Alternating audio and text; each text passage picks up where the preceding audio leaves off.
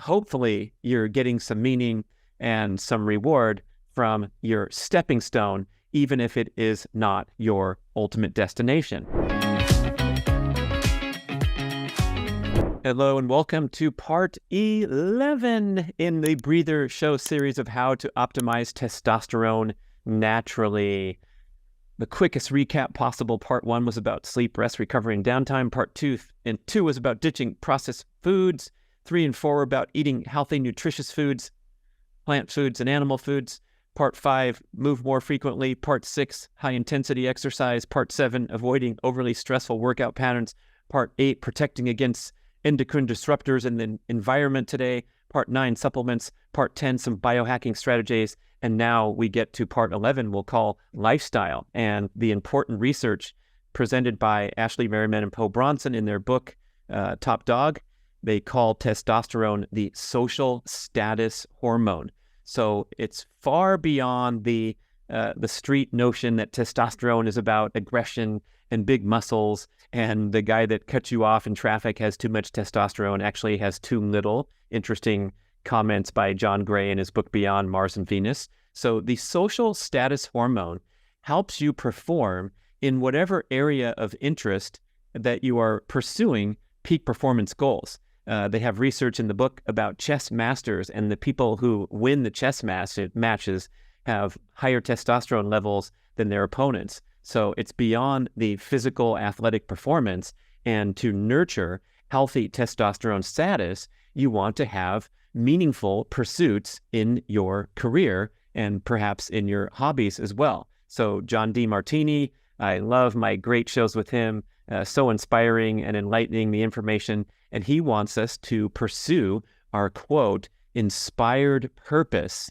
in life. So asking yourself the question of what kind of career pursuits should you follow, he wants you to ask yourself, what do you do spontaneously every day that requires no motivation, contributes to a bigger cause, and brings you joy? And that would be the ticket, a little prompt for you to pursue that as a healthy, worthwhile career.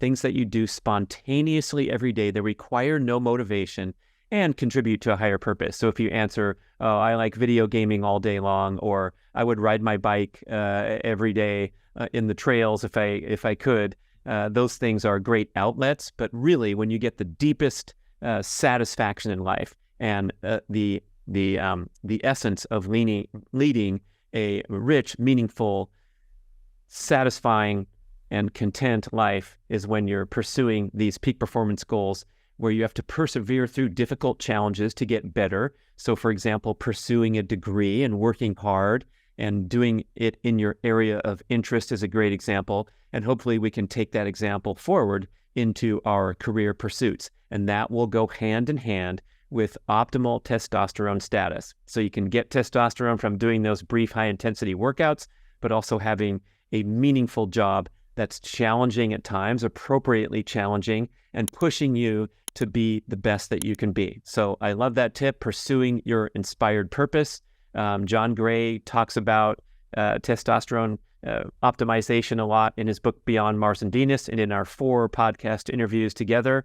And he reminds us that regardless of all the progress and the progression of culture in modern life, the male's deepest biological drive is to conquer one's surrounding environment, to serve as the protector, to be the hero in the story. And so even if we are totally evolved and sensitive and in touch with our feelings and have learned how to be vulnerable and communicate, we still have this deep biological drive to go out there and kick ass. So I've chosen for my motto to put on my website, pursuing peak performance with passion throughout life. So I am looking for things that light me up and nurture my competitive intensity, even years and decades beyond those periods of life where I was completely immersed in the athletic lifestyle and traveling around the world competing as a pro triathlete. And of course, that's all about passion for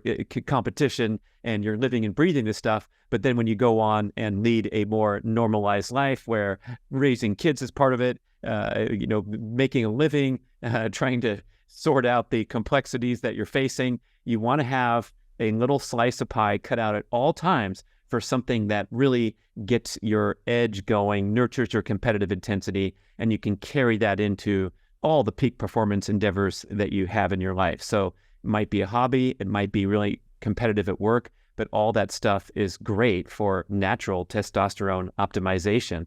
Now we are going to talk about relationships that I hinted at a bit in this show, but this is more about your career pursuits and going after that inspired purpose. And by the way, Dr. Demartini, in our podcast interview, he acknowledges that not all of us have the freedom to go on a whim and switch careers because we really like graphic arts more so than selling refrigerators. But what he wants you to do when you feel stuck or you realize that you're not in your true calling just yet is to pay close attention and notice how each step in your career process is helping you get to where you want to be and where you dream to be. So you have to ask yourself, paying my dues here at the firm before I can open up my own firm is a necessary step because I got to learn how to do books for a business or whatever the example is. But hopefully you're getting some meaning and some reward from your stepping stone,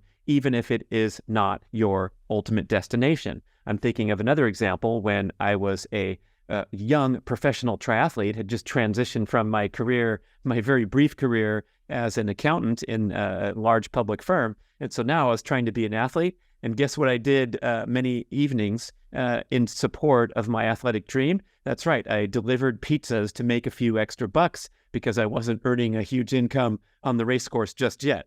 Did I love delivering pizzas? No. Did I wish I was home napping or relaxing after a tough day of training for 5 or 6 hours instead of driving around before the age of mobile devices so I'm using paper maps and getting lost? Of course, there wasn't a lot of joy or rewarding or contentment or satisfaction in that career, but I viewed it as a stepping stone, and my motivation to be a racer and be serious and strive to earn an income as an athlete was fantastic because I knew someday I could leave behind the cardboard boxes and serving up nasty food to people as a partial career obligation. So there you go. Thanks for listening, watching to part 11, Lifestyle for Testosterone Optimization and Career Pursuits.